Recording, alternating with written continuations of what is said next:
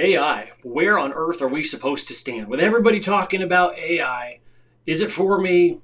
Is it against us? Is it going to take over the world? What is going to happen? That's what we're talking about in this episode of King's Code Radio. You're listening to King's Code Radio, where we are a movement of men rising up as kings unto the King of Kings, and producing massive results in every area of life. Here is your host, Paul Cooley. What's going on, guys? Welcome to another episode of King's Code Radio. I want to kind of go at this a little different angle today. We typically do not talk about technology or even business as much as we probably should.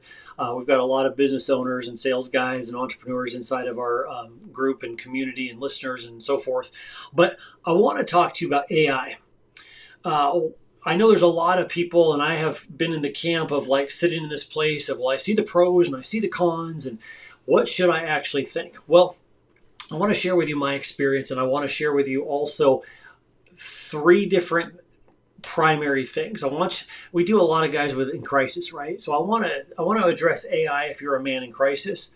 I want to address AI if you're a man that's just trying to figure out how to use AI.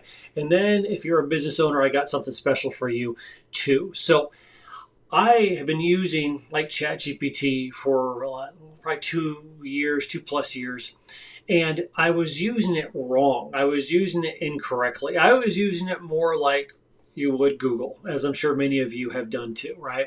You're just using it, asking questions, getting answers. And I'm obviously not the only one, because people saw searches on Google start to go down because people are using AI to get answers.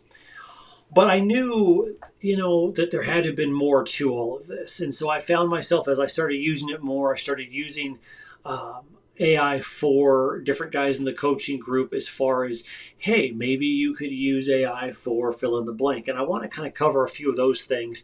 And then I want to get into a full-blown operating system. So if you have dove a little bit deeper into AI, you're really going to like that. But I want to first address, if you're a man in crisis, what do I use AI for? Is it a waste of time? Is it not? What do I need to be doing? And if I'm a man that is just maybe stabilizing, maybe I'm a man that's going through a weird transition, maybe I'm going through divorce, maybe I'm newly single, maybe my wife is left, but yet I still got to take care of the kids. Like, is AI something that I should put some time into? And I would suggest yes. And here's why. If for those of you that are concerned about, I don't want AI to know it's going to take over the world, I don't want it to know things, it probably already does. I mean, technology already has everything on you anyway. So this is just one more avenue of that. Not getting on AI is not going to prevent your information from getting out there. It's probably already out there. But if you're a man in crisis or a man that's stabilizing and getting better, I encourage you to use this a couple different ways. I would be careful using it as a advisor. If you're asking it questions, a lot of AI is designed to be very agreeable with you. So it will make you feel good, but doesn't necessarily give you the advice that you need. So I would be careful with that. But where I would recommend using it, and I've recommended this to a number of guys, is, for example, if you're a man that is now found himself, let's say, newly divorced, and you're trying to figure out your way through all of the rubble, and now you've got your kids and certain times of the week, whatever that looks like for you, AI can be extremely helpful when it comes to cooking, scheduling, managing kids' schedules, getting answers for homework, for you, helping them clarify. But this is where I started actually using it myself. Was I was never a cook. Like, that was not something that I was very good at, right? So I started talking with AI going, okay, well, this is the stuff we have in the house, or these are the meals that, what should I plan this week? What should I do? How should I do it? Should I get on Pinterest first, find some recipes, give it to you? The answer is yes to all of the above, because you can do it that way. But I want you to start thinking strategically like that, where how can I use this to help me out in these areas that I don't know? It will help you meal plan. It will help you literally. If you find yourself strapped for, you're like, dude, I haven't had time to get to the grocery store, and I've got these things in the pantry and fridge. You can literally tell AI that, and it will come up with an idea for you. And then for shopping, If that's a new thing for you as well, you can use it to create shopping lists. Hey, these are the things that I want to make, so I'm not just going to the store and winging it and maybe spending too much or whatever. I want to come up with actual meal plans. I'm going to become a little bit more strategic and a little bit more on purpose with this. And that way I can kind of prep and plan, so that way I'm not winging it every day, where that is a stress that now is relieved every day. I might learn new dishes. I might learn new things. Hey, what can I do for this? You can start using it in those things. So those areas that you don't really know what to do, you can start asking AI. This can be extremely helpful in those times where you're like already in crisis or you're getting out of crisis mode, but yet you're having to learn a whole bunch of new things and take on maybe potentially responsibilities that you weren't doing before. So I encourage you to start asking those types of questions and seeing the output, seeing if it helps you, seeing if it doesn't. It's worth a shot, right? Another area where I've recommended AI is for those that are in a little bit better place with their wife. For those that want to get a better idea of, like, say, love languages. So there's been guys that have done this when their wife has left and they're trying to study their wife and probably make up for lost time.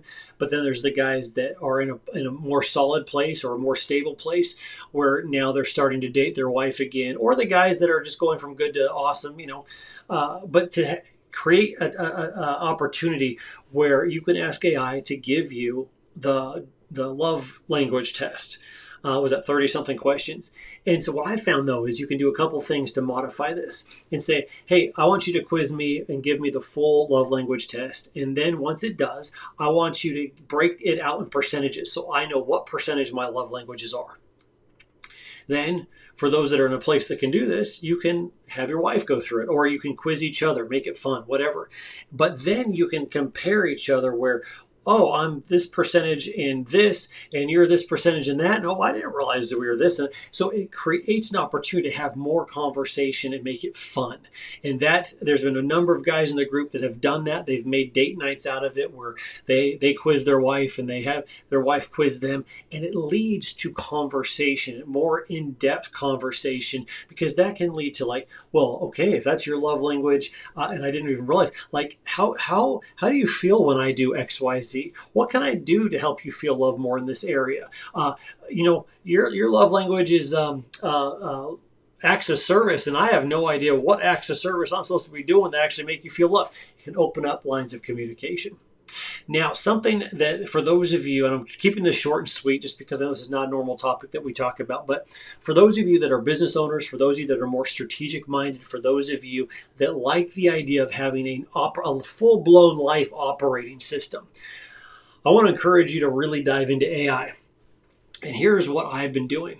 It started with developing the King's Code Command Center app for the guys in the group, where this allowed us to teach our frameworks and then be able to implement the frameworks and do their daily deposits and track those daily deposits. It was also a place to reestablish and continue to affirm their identity in Christ. Also get clear on what their mission and goals and battle plan of the day was, and then to be able to check off at the end of the day and go, did I win or did I lose here? And then to be able to see that over a week, over a month period of time and go, oh man, I'm doing good, or man, I'm losing ground. And this actually tell them, man, you're losing ground, or you're stabilizing, or hey, you're just straight up and you're drowning. These are the things that was my first real experience using some AI to develop that. I went, wow, okay, this is pretty fascinating. Well, since then, what I have done is created a full-blown operating system where using tools like Claude Code, using tools like Obsidian, using tools like Lovable, all those types of things, I've developed a full-blown command center where I'm able to, as well as other productivity apps like ClickUp and things, that's where I manage tasks and projects and stuff. Everything now ties in and talks to each other. So we've been able to create this second brain, which knows me, understands the coaching frameworks, all of that, and so much more, and then is able to create daily protocols, able to monitor all the different connection points that I have, whether it's on the business side or personal side. It all feeds into this place to where now AI stops being this Google or a different version of Google, and it starts to get to know you. Then it starts to challenge you, and then it starts to do stuff for you.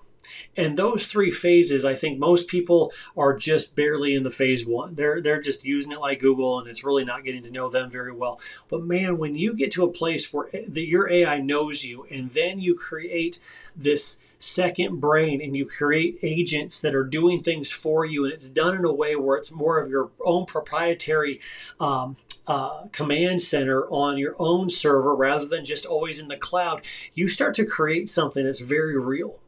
And so what I've done is I have, everyone was doing, not everyone, but some people are doing Iron Man's Jarvis, right? The talking version. Well, I was like, man, everyone's doing Jarvis. I'm going to do Friday. So I have my own audio version of AI, which is Friday. And so she talks to me and I'm able to give commands, updates, get updates. How's this going? What about this? What about this client? So forth. And she's able to talk to me. But if I don't want that, then I have a visual dashboard where I'm seeing all the activity, all the stats from sales and marketing to operations to the actual agents that are doing things for me. All of that's right there.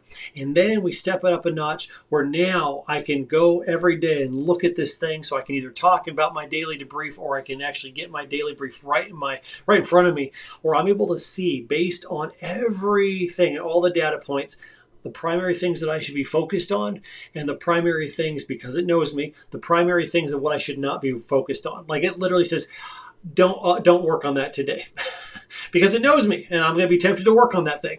So this is one of those things where there is a whole nother level of AI, and there are very few people getting, and now it's growing, but I think, based on what a lot of the experts are saying, we got a year and a half before a lot of this becomes a little bit more well known. So for those of you that are a little bit more entrepreneurial minded, I would highly encourage you to look into this. And if you have questions, feel free to reach out.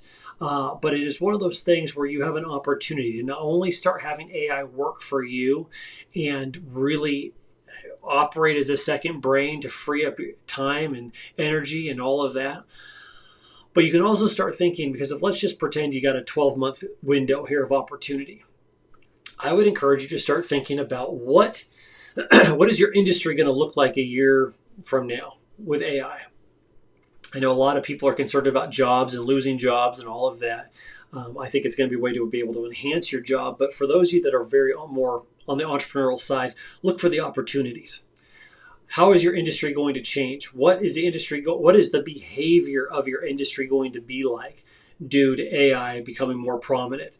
And what are some things that you can do, build now that could actually be something that would serve those people a year from now? So AI doesn't replace you, but you're actually making money from that AI because you took the time to have that competitive edge and see where the market's going versus being with the majority that just kind of has it happen to them. Different way of thinking. Different podcast today, but I hope that is thought-provoking for you. There's many ways that you can use it to help enhance your life, and obviously there are ways you can use it to destroy your life. I think there's a lot of downsides to it as well, but from a production and productivity standpoint, man, there's so much opportunity, and I encourage you to start thinking differently in that regard. How do I use this to enhance what I'm currently doing? How do I use this to enhance the results I'm getting?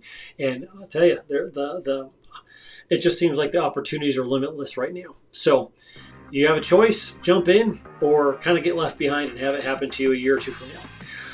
I hope that was, again, thought-provoking, gets the juices flowing. If you guys have questions, let me know. But it's exciting times. So anyway, all right, guys, God bless. We'll talk to you in the next episode of King's Code Radio.